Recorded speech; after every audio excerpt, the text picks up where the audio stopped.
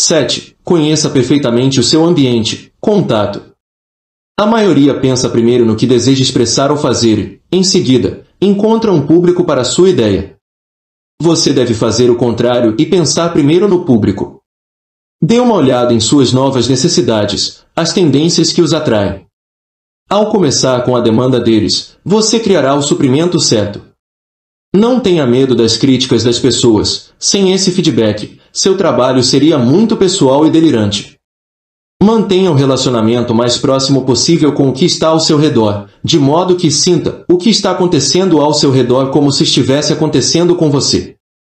Nunca perca o contato com sua base. A economia do bairro. Eu sabia que o povo do gueto compreendia que nunca o deixei em espírito e que nunca o deixei fisicamente, exceto quando necessário. Ele tinha um instinto de gueto, por exemplo, ele sabia se a tensão no público do gueto era maior do que o normal. E ele falava e entendia a linguagem do gueto. Malcolm X. Começando como traficante de drogas aos 12 anos, Curtis Jackson se viu diante de um mundo desconhecido que continha todos os tipos de perigos. O lado comercial do comércio era relativamente fácil de entender. O difícil eram as pessoas, os vários atores em cena, as conexões rivais, os traficantes famosos, a polícia. Mas o mundo mais estranho e impenetrável de todos era o dos consumidores, a clientela da qual dependia o negócio. Seu comportamento pode ser imprevisível e francamente alarmante.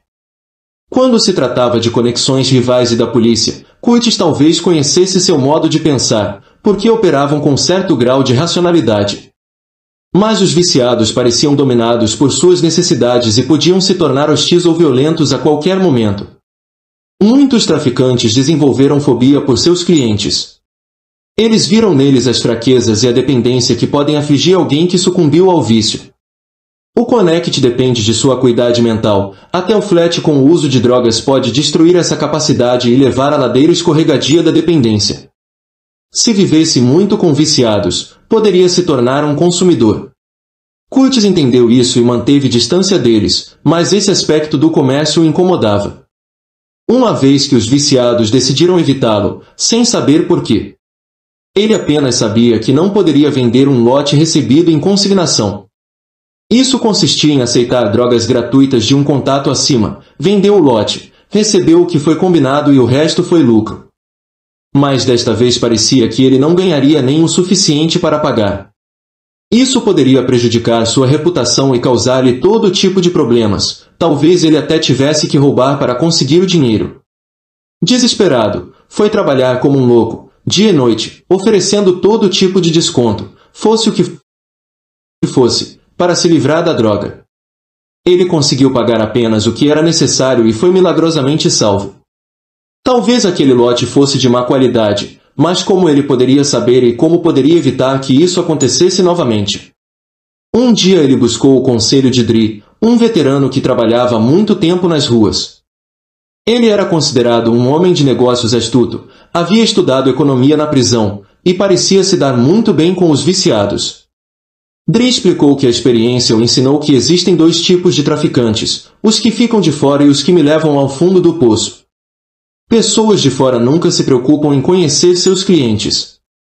Para eles, tudo se resume a dinheiro e números. Eles não têm noção de psicologia ou das sutilezas das necessidades e demandas das pessoas. Eles temem chegar muito perto do consumidor, isso poderia forçá-los a reavaliar seus métodos e ideias. Um melhor dealer vai fundo. Ele não tem medo de viciados, ele quer saber o que passa pela cabeça deles. Os usuários de drogas não são diferentes das outras pessoas. Eles têm fobias, traços de tédio e uma vida interior. Se você ficar do lado de fora, disse ele a Curtis, não verá nada disso e seu trabalho é puramente mecânico e sem vida. Para melhorar, explicou ele, é preciso praticar um dos truques mais antigos do mercado, o teste. Cada vez que você receber muito, reserve uma parte para dar a algum de seus clientes. Eles dirão imediatamente se o material é bom ou ruim. Se sua reação for positiva, eles espalharão a palavra em suas redes. Informações confiáveis virão de outro consumidor, não de um contato que promove suas mercadorias. Se for negativo, Você terá que segurar e descobrir como moderá-lo, oferecendo ilusões, venda de 2 aparentes por 1, com cápsulas cheias de pó, ou o que for necessário para que o lote termine. Mas opere sempre com comentários sobre a qualidade do seu produto. Do contrário, você não sobreviverá nas ruas. Quando você colocar este sistema em funcionamento, use-o para cultivar seus relacionamentos com os clientes mais confiáveis. Eles fornecerão informações valiosas sobre as mudanças nos gostos. Conversar com eles lhe dará muitas ideias para planos de marketing e novos métodos de trabalho. Você terá uma noção de como eles pensam. Com isso, o trabalho será criativo e cheio de possibilidades. Curtis adotou imediatamente esse sistema e logo descobriu que os viciados não eram como ele os imaginava. Eles eram imprevisíveis apenas quando tratados de forma inconsistente. Eles valorizavam a conveniência e as transações rápidas, queriam algo novo de vez em quando e adoravam acordos comerciais. Graças a esse crescente corpo de conhecimento, Curtis foi capaz de capitalizar nas necessidades dos viciados e manipular sua demanda. Ele descobriu outra coisa, porque passavam muito tempo nas ruas, era uma excelente fonte de informações sobre a polícia ou sobre as fraquezas das conexões rivais. Estar tão ciente da vizinhança deu a Curtis uma sensação de imenso poder. Então, ele iria transferir essa estratégia para a música e a promoção de suas gravações nas ruas de Nova York. Ao manter contato próximo com os gostos de seus fãs, ele adaptava sua música às reações deles e criava um ritmo visceral atraente como eles nunca tinham ouvido antes. O extraordinário sucesso de seus 2 primeiros álbuns comerciais levou Curtis, e 50 Cent, ao topo do mundo da música, mas em seu novo ambiente ele estava perdendo seu senso de contato vital, tão importante nas ruas.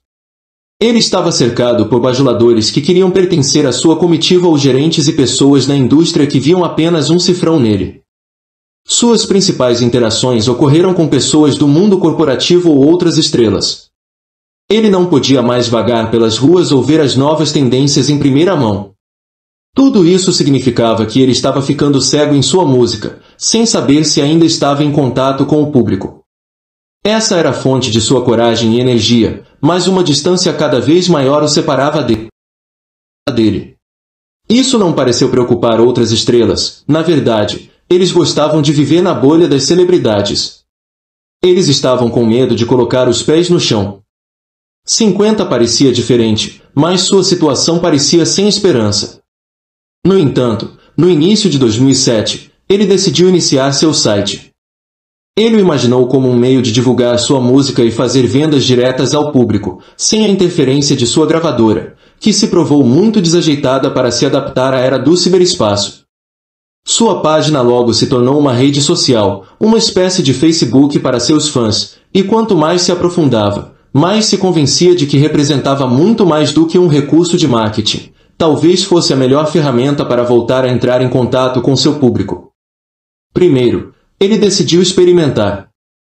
Enquanto se preparava para lançar um álbum pela G-Unit no verão de 2008, ele vazou uma das canções para sua página em uma noite de sexta-feira, e, no dia seguinte, checou a seção de comentários várias vezes para acompanhar as reações do público. Depois de centenas de comentários, ficou claro que o veredicto era negativo. A música era muito suave, os fãs sentenciados. Eles queriam e esperavam algo mais forte de um disco do G-Unit. Levando essas críticas a sério, 50 engavetou aquela música e logo lançou outra, com o som intenso exigido. Desta vez, a resposta foi extremamente positiva. Isso exigiu mais experimentos. 50 ofereceu o último single de seu arqui-inimigo, The Game, presumindo que ele leria comentários negativos de seus fãs. Para sua surpresa, muitos gostaram da música. Ele se envolveu em uma discussão online com eles, ampliando seus olhos para a mudança de gostos e por que sua música poderia ter falhado em agradar. Isso forçou a repensar o surumbo. Para atrair mais pessoas para sua página, ele decidiu eliminar a distância nas duas direções. Ele escreveu um blog sobre seus assuntos pessoais e respondeu aos comentários de seus fãs. Eles sentiram que tinham acesso total a ele. Usando os últimos avanços em tecnologia de telefonia, ele foi ainda mais longe, tendo sua equipe o filmado falando com seus fãs no celular onde quer que fosse. As imagens foram transmitidas ao vivo em sua página. Isso gerou muito tráfego e bate-papo online. Os fãs não sabiam quando essas transmissões poderiam acontecer, então eles tinham que fazer revisões regulares para capturar aqueles momentos espontâneos, às vezes fascinantes em sua trivialidade e às vezes acentuados pelo dom de 50 para o confronto. O número de visitantes aumentou aos trancos e barrancos. À medida que evoluía, a página de 50 acabou se parecendo curiosamente com o mundo de conexão que ele havia criado nas ruas de Salt City, Queens. Ele poderia oferecer testes de músicas para seus fãs, que eram como viciados, sempre ávidos por seus novos produtos, e obter feedback imediato sobre sua qualidade. Ele poderia ter uma ideia do que eles estavam procurando e como manipular sua demanda. Ele havia se aprofundado e sua perambulação ganhou vida nova, desta vez em escala global. A atitude dos bravos. O público nunca se engana. Quando as pessoas não respondem ao que você faz, elas falam com você. Só você não ouve. Menos 50 cent. Todas as coisas vivas dependem, para sua sobrevivência, da relação com o meio ambiente. Se eles são particularmente sensíveis à mudança, um perigo ou uma oportunidade, eles são mais capazes de dominar ao seu redor. Não é simplesmente que o falcão pode ver mais longe do que qualquer outro animal, mas também pode fazê-lo com detalhes extremos e capturar o mínimo de alteração na paisagem. Seus olhos lhe conferem grande sensibilidade e destreza suprema para a caça. Vivemos em um ambiente predominantemente humano. Consiste nas pessoas com quem interagimos todos os dias. Esses seres humanos vêm de origens e culturas muito diversas. Eles são indivíduos com experiências únicas. Conhecer bem as pessoas, suas diferenças, suas nuances, suas vidas emocionais, nos daria uma maravilhosa sensação de contato e poder. Saberíamos como abordá-la, como nos comunicar de maneira mais eficaz com ela e como influenciar suas ações. Mas muitas vezes somos deixados de fora e não temos esse poder. Entrar em contato com nosso meio ambiente significaria, neste caso, sair de nós mesmos e olhar as pessoas, mas muitas vezes preferimos nos encerrar em nossos sonhos e ideias. Esforçamo-nos para que tudo no mundo seja simples e conhecido. Tornamo-nos insensíveis às diferenças das pessoas. No fundo dessa retirada e separação está um medo enorme, um dos mais importantes entre os conhecidos pelo homem e talvez o menos compreendido. No início, nossos ancestrais primitivos formaram grupos em busca de proteção. Para criar um senso de coesão, eles estabeleceram todos os tipos de códigos de conduta, tabus e rituais compartilhados. Eles também criaram mitos, nos quais sua tribo era considerada a favorita dos deuses, escolhida para uma grande propósito. Ser membro da tribo era equivalente a ser purificado por rituais e favorecido pelos deuses. Aqueles que pertenciam a outros grupos tinham rituais e sistemas de crenças desconhecidos, seus próprios deuses e mitos originais. Eles não eram puros. Eles representavam outro, algo sombrio e ameaçador, e um desafio ao senso de superioridade da tribo. Isso fez parte de nossa constituição psicológica por milhares de anos. E tornou-se um medo imenso de outras culturas e formas de pensar, o que todos os pagãos significavam para os cristãos. Apesar de milênios de civilização, tal coisa persiste em nós até hoje, na forma de um processo mental pelo qual dividimos o mundo em conhecido e desconhecido, puro e impuro.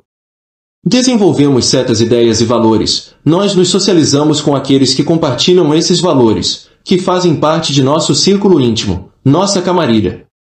Compomos facções de crenças rígidas, da direita, da esquerda, para isso ou aquilo. Vivemos fechados em nós mesmos, sempre com os mesmos pensamentos e ideias, protegidos do mundo exterior. Quando nos deparamos com indivíduos com diferentes valores e sistemas de crenças, nos sentimos ameaçados. Nossa primeira reação não é entendê-los, mas demonizá-los, aquele outro impreciso. Optamos por vê-los através do prisma de nossos valores e presumir que eles os compartilham. Nós mentalmente convertemos o outro em algo conhecido, sua cultura pode ser diferente, mas ele tem que gostar dela como nós. Assim, nossa mente não se presta à compreensão, a ser sensível às nuances. Tudo deve ser preto ou branco, puro ou impuro. Entenda, a abordagem oposta é o caminho para o poder neste mundo.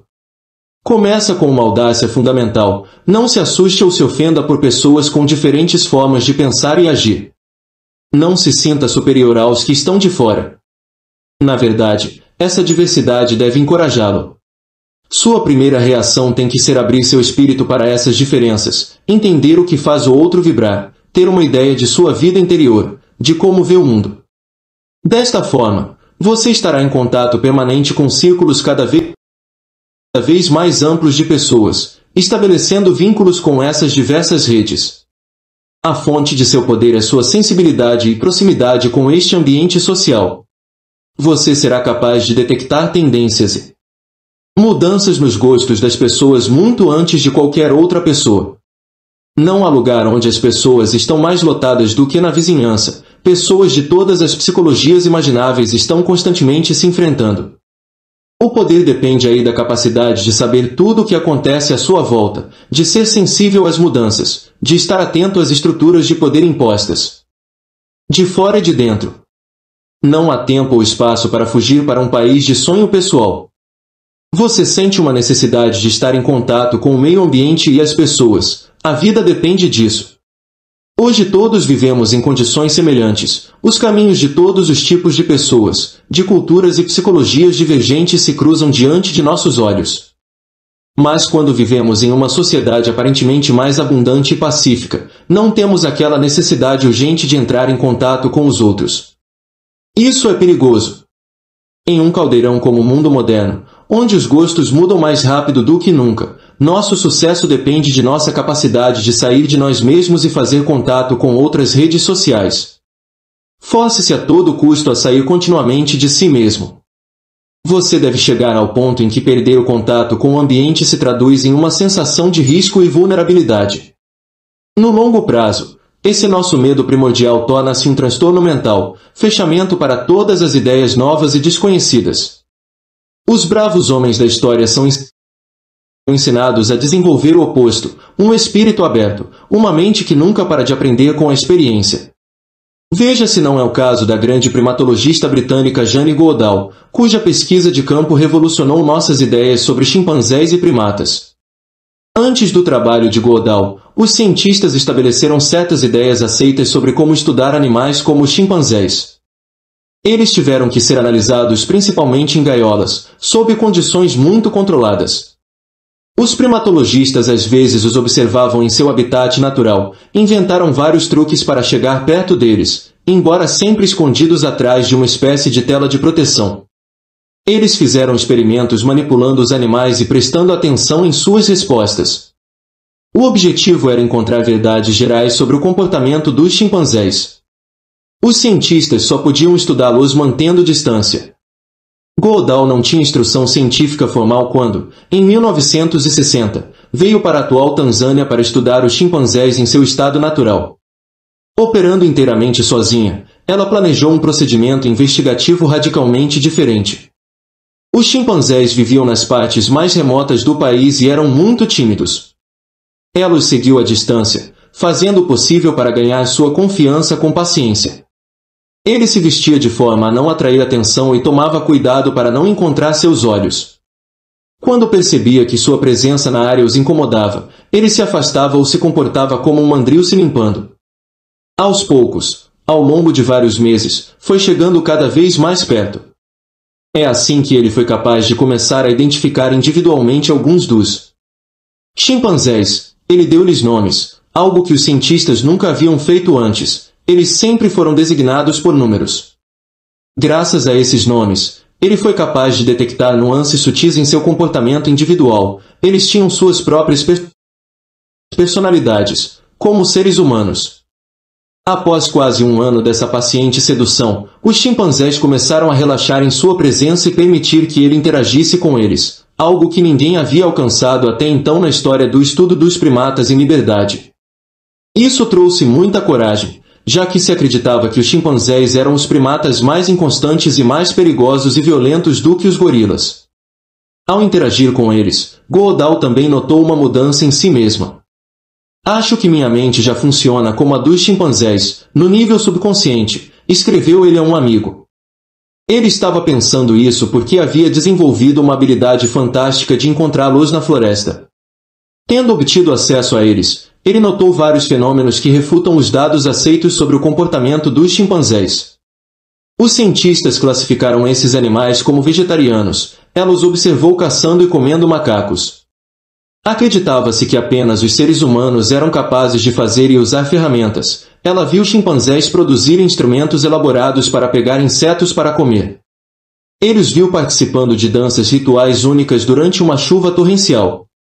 Então ele assistiu a uma guerra terrível entre matilhas rivais, que durou 4 anos. Ele catalogou um curioso comportamento maquiavélico entre os homens que lutavam pela supremacia. Em geral, revelou um grau de variedade na vida emocional e intelectual dos chimpanzés que alterou o conceito não apenas de chimpanzés, mas também de todos os primatas e mamíferos. Isso tem aplicações fabulosas além da ciência. Normalmente, ao estudar algo, parte-se de certas noções preconcebidas sobre o assunto. Como os cientistas passaram a acreditar que os chimpanzés tinham um espectro estreito de comportamento, isso foi tudo o que viram, ignorando uma realidade muito mais complexa. Sua mente começa o processo em um estado fechado, insensível às diferenças e nuances. Você tem medo de que suas premissas sejam questionadas. Mas, como Godal, você deve se libertar da necessidade de controlar e limitar seu campo de visão. Ao estudar um indivíduo ou grupo, seu objetivo deve ser entrar em sua mente, suas experiências, sua maneira de ver as coisas. Para isso, você deve interagir em um plano mais justo. Com este espírito aberto e corajoso, você descobrirá coisas que ninguém suspeitou. Você apreciará muito melhor objetivos de seus atos, ou o público que deseja alcançar. E com essa compreensão virá a você o poder de mover as pessoas. Chaves para a coragem. Poucas pessoas têm a sabedoria de preferir críticas que as tornem melhores do que elogios que as enganam. François de La Rochefoucauld. No que fazemos por comércio ou cultura, sempre há um momento significativo, quando a obra sai de nossas mãos e chega ao público-alvo. Naquele momento, ele deixa de ser algo que estava em nossa mente e se torna um objeto que é julgado por outros. Às vezes, esse objeto estabelece um relacionamento profundo com as pessoas. Ele toca uma corda sensível, ressoa e tem calor, satisfaça uma necessidade. Outros, deixa as pessoas surpreendentemente frias, e imaginamos que teria um efeito muito diferente. Este processo pode parecer um pouco misterioso. Algumas pessoas parecem ter um talento especial para criar coisas que ressoam com o público. São grandes artistas, políticos em sintonia com o povo ou empresários inventivos. Às vezes, produzimos algo que funciona, mas não sabemos por quê, e isso nos impede de repetir nosso sucesso. No entanto, um aspecto desse fenômeno é explicável. Tudo o que criamos ou produzimos é voltado para um público, grande ou pequeno, dependendo do que fazemos. Se somos daqueles que vivem fechados em si mesmos, imaginando que as pessoas gostam ou mesmo sem pensar nisso, esse espírito se reproduz em nosso trabalho. Isso não está em contato com o meio social, é o produto de uma pessoa egocêntrica. Se, ao contrário, estivermos em contato profundo com o público, se tivermos uma noção clara de suas necessidades e desejos, o que fizermos tenderá a ressoar. Internalizamos a forma de pensar e sentir do nosso público e isso fica demonstrado no trabalho. A carreira do grande escritor russo Fyodor Dostoiévski teve duas partes muito diferentes. Na primeira, ele era um socialista que interagia principalmente com outros intelectuais. Seus romances e contos foram relativamente bem-sucedidos. Mas em 1849 ele era condenado a vários anos de prisão e trabalhos forçados na Sibéria, presumivelmente por conspirar contra o governo. Lá ele repentinamente descobriu que não conhecia o povo russo. Na prisão, ele se viu entre a escória da sociedade. Na aldeia onde fez trabalhos forçados, acabou convivendo com o campesinato, predominante no campo. Uma vez lançadas, todas essas experiências criaram raízes em seu trabalho, e seus romances repentinamente ressoaram além dos círculos intelectuais. Ele conhecia seu público, as massas russas, de dentro, e seu trabalho se tornou muito popular. Entenda, você não pode disfarçar sua atitude na frente do público. Se você se sentir superior, parte de uma elite seleta, isso afetará seu trabalho. Isso vai se mostrar no tom e na atmosfera. Seu trabalho transmitirá um senso de condescendência. Se você tem pouco acesso ao público que deseja alcançar, mas acha que suas ideias podem não ser desinteressantes, é quase inevitável que seu trabalho pareça muito pessoal, o produto de uma pessoa alienada. Enfim, o que realmente vai predominar no espírito do labor será o medo. Interagir de perto com o público e saber sua reação pode significar que você tem que ajustar suas ideias brilhantes, suas noções preconcebidas. Isso pode questionar sua visão de mundo limpa. Você pode disfarçar isso com um verniz de snobismo, mas é o medo inveterado do outro. Somos seres sociais e fazemos coisas para nos comunicar e nos relacionar com as pessoas ao nosso redor. Seu objetivo deve ser eliminar a distância entre o seu público, a base do seu apoio na vida, e você. Parte dessa distância mental vem do seu ego e da necessidade de se sentir superior. Outra parte é física. A natureza de sua ocupação tende a isolá-lo do público por meio de camadas de burocracia. Em qualquer caso, busque o máximo de interação, o que lhe permitirá ter uma ideia das pessoas por dentro. Suas críticas e comentários acabarão beneficiando você. Se você operar assim, o que você produzir não deixará de ressoar, porque virá de dentro. Este nível profundo de interação é a fonte das obras mais poderosas e populares na cultura e nos negócios, e de um estilo político de contato verdadeiro com os cidadãos. Use as 4 estratégias a seguir para se aproximar desse ideal. Remover toda a distância. O artista francês Henri de Toulouse-Lautrec veio de uma das linhagens aristocráticas mais antigas da França, mas logo se sentiu afastado de sua família. Parte disso se devia à sua deficiência física. Suas pernas pararam de crescer quando ele tinha 14 anos, fazendo-o parecer anão. Mas outra parte foi devido à sua natureza sensível. Ele se voltou para a pintura como seu único interesse na vida. Em 1882, aos 18 anos, mudou-se para Paris para estudar com um famoso artista em um estúdio em Montmartre, bairro boêmio e um tanto decadente daquela cidade. Lá ele descobriu um mundo totalmente novo, os cafés e salões de dança frequentados por prostitutas, vigaristas, dançarinos, artistas de rua e todos os personagens sombrios que este bairro atraiu. Talvez por causa de seu afastamento de sua família, ele se identificou com aqueles párias. Ele fez amizade com prostitutas e as contratou como modelos, tentando capturar a essência de sua vida na tela. Ele voltava frequentemente aos salões de baile, desenhando enquanto observava. Bebeu com os bandidos e agitadores anarquistas que passavam pelo bairro. Assim, ele absorveu todos os aspectos deste mundo, até os hábitos dos ricos que iam se divertir nas favelas. Outros artistas, como Degas e Renoir, que também moraram em Montmartre, pintaram muitas cenas da vida por lá, mas sempre com um toque de distância, como estranhos se inclinando para fora. Toulouse-Lautrec foi um participante ativo. E quando essa imersão começou a se refletir em seus desenhos e pinturas, seu trabalho atraiu mais interesse. Tudo isso culminou nos cartazes do Moulin Rouge, salão de baile inaugurado em 1889. O primeiro e mais famoso deles foi a imagem escandalosa de uma dançarina levantando a perna tão alto que se vê a calcinha. As cores são intensas e berrantes.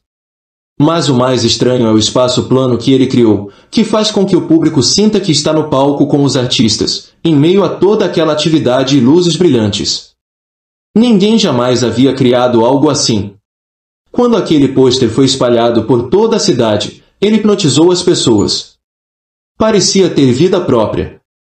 Outros de todos os personagens do Moulin Rouge que Toulouse-Lautrec veio a conhecer intimamente se seguiram, e dessa coexistência plena e democrática com seus temas uma estética inteiramente nova emergiu. Sua obra adquiriu enorme popularidade. Entenda, nestes tempos, para alcançar as pessoas você deve ter acesso à sua vida interior, suas frustrações, aspirações, ressentimentos. Para isso, você deve suprimir a distância entre você e seu público, tanto quanto possível. Entre em seu espírito e absorva-o. Desde dentro. Você fará com que a maneira dele de ver as coisas seja sua, e quando a recriar em uma peça, ela terá vida. O que o abala e o excita terá o mesmo efeito sobre ele. Isso implica coragem e espírito aberto. Não tenha medo de definir sua personalidade a partir dessas interações intensas. Adote uma igualdade radical com o público, dando voz às suas ideias e desejos. O que você produz fará contato natural com ele, de uma forma muito profunda. Abra os canais informais para revisões e comentários. Quando Eleanor Roosevelt veio para a Casa Branca como primeira-dama em 1933, ela estava com medo. Ele desdenhava a política convencional e a atitude exclusivista que ela fomentava. Em sua opinião, o poder do marido dependia do contato dele com as pessoas que o haviam escolhido. Para sair da Grande Depressão, o povo teve que se sentir incluído na luta, não apenas seduzido por discursos e programas. Quando as pessoas se sentem levadas em consideração, elas trazem ideias e energia para a causa. Ela temia que a natureza burocrática do governo consumisse seu marido. Ele acabaria ouvindo os membros de seu gabinete e seus especialistas, seu contato com as pessoas seria relegado a canais formais como relatórios, pesquisas e estudos. Esse isolamento seria sua ruína, pois o afastaria de sua base de apoio. Sem ter qualquer cargo oficial do governo. Ele viajou por todo o país, para cidades e vilas rurais remotas, ouvindo as reclamações e necessidades das pessoas. Do New Deal. Ela começou uma coluna em The Woman's Companion, cujo título escreveu: "Quero que você escreva para mim." Ele o usou como um fórum de discussão e encorajou as pessoas a expressarem suas críticas. Em 6 meses, ele havia recebido mais de 300.000 cartas e, com a ajuda de sua equipe, respondeu a cada uma delas. Ela também abriu outros canais de comunicação, como a introdução de seus colaboradores nos programas do New Deal. Com este sistema em vigor, ele começou a ver um padrão de baixo, um desencanto crescente com o New Deal. Todos os dias ela deixava um memorando na mesa do marido, lembrando dessas críticas e da necessidade de seja mais sensível. E lentamente ele começou a influenciar suas políticas e a empurrá-lo para a esquerda. Conseguiu, por exemplo, criar programas como a Administração Nacional da Juventude, NYA, que envolveria ativamente os jovens no New Deal. Com o tempo, ela se tornou o canal não oficial de comunicação para grupos de mulheres e afro-americanos, consolidando assim o apoio a Roosevelt nesses 2 setores-chave. Todo esse trabalho teve um valor enorme, porque Eleanor foi continuamente ridicularizada por seu ativismo, muito antes de qualquer outra primeira-dama dos Estados Unidos. E seu trabalho desempenhou um papel importante na capacidade de seu marido de preservar sua imagem como um homem do povo. Como Eleanor Roosevelt entendeu, todo grupo tende a se fechar para o mundo exterior. É mais fácil operar assim. Dentro dessa bolha, as pessoas fazem a si mesmas acreditar que sabem o que seu público pensa, leem jornais, vários relatórios, números de pesquisas e assim por diante. No entanto, todas essas informações são geralmente insossas e muito vazadas.